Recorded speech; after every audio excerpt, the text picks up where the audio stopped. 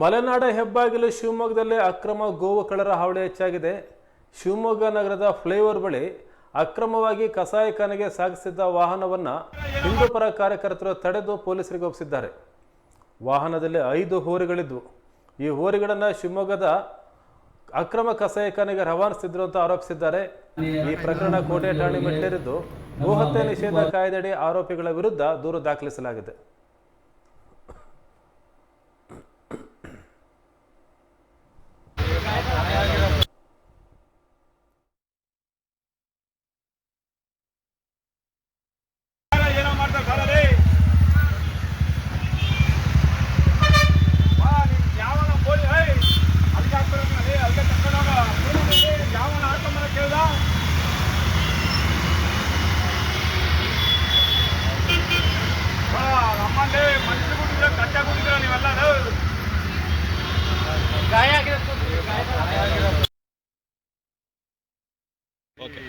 ಏನು ಈ ಹೋರಿಗಳನ್ನು ತಂದಿದ್ದಾರೆ, ಒಂದೇ ವೆಹಿಕಲಲ್ಲಿ ಫಲವತ್ತಾದಂತಹ ಹೋರಿಗಳು, ಬೇಸಾಯ ಮಾಡುವಂತಹ ಹೋರಿಗಳನ್ನು ಒಂದೇ ವೆಹಿಕಲಲ್ಲಿ 5 ತಂದಿದ್ದಾರೆ.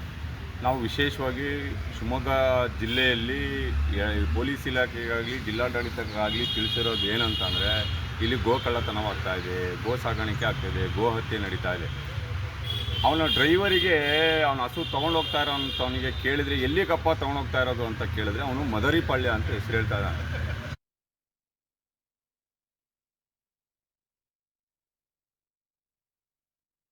ಹಾಗೆ ಮದರಿಪಾಳ್ಯದಲ್ಲೇ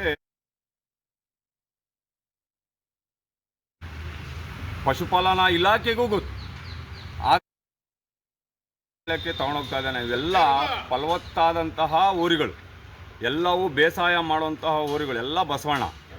ಅದ್ರಾಗೆ ಪೊಲೀಸ್ ಇಲಾಖೆ ಈ ನಂತರ ಈಗ ಇವನಿಗೇನೋ ಕೇಸ್ ಮಾಡ್ತೀವಿ, ಅದೊಂದು ಕೇಸ್ ಮಾಡ್ತೀವಿ, ಗೋಶಾಲೆಗೆ ಬಿಡ್ತೀವಿ ಅಂತಂದರೆ ಆಗಲ್ಲ. ಗೋಹತ್ಯೆ ನಿಷೇಧ ಕಾಯ್ದೆ ಅಡಿಗೆ ಏನು ಕಾನೂನಿದೆ ಆ ಕಾನೂನು ಪ್ರಕಾರನೇ ಇದು ಜಾರಿ ಆಗಬೇಕು. ಯಾಕೆ ಅಂತಂದರೆ ಅದರೊಳಗೆ ಅವನ ಹತ್ರ ಒಂದಕ್ಕೂ ಪರ್ಮಿಟ್ ಇಲ್ಲ, RTO ಪರ್ಮಿಟ್ ಯಾವುದೇ ಕಾರಣಕ್ಕೂ ಕೊಡೋಕ್ಕೆ ಸಾಧ್ಯ ಇಲ್ಲ. ಹಾಗಾಗಿ ಗಾಡಿ ಮೇಲೆ ಕೇಸ್ ಹಾಕಬೇಕು. ಗೋಹತ್ಯೆ ನಿಷೇಧ ಕಾಯ್ದೆ ಜಾರಿ ಪ್ರಕಾರ ಆ ವೆಹಿಕಲಿನ RC ಓನರ್ ಮೇಲೆ ಕೇಸ್ ಹಾಕಬೇಕು. ಮತ್ತು ಈ ರೈತರು ಯಾರು ಮಾರಿದಾರಲ್ಲ ಅವರಿಗೂ ಸಹ ಕಠಿಣವಾದ, ಯಾಕೆ ಅಂತ ಅಂದರೆ ಕೊಡೋನಿಗೂ ಯೋಚನೆ ಆಗಬೇಕು, ನಾವು ಯಾಕೆ ಕಡಿಯೋಕ್ಕೆ ಕೊಡಬೇಕು ಅಂತಿಲ್ಲ ಅಂತ. ಅವನಿಗೆ ಇದನ್ನು ಎಲ್ಲಿ ತೊಗೊಂಡೋಗ್ತಾ ಇದ್ದಾನೆ, ಮದರಿಪಾಳ್ಯದೊಳಗಡೆ ಇರುವಂತಹ ಏನಾದರೂ ಕೋಟೆ ಪೊಲೀಸ್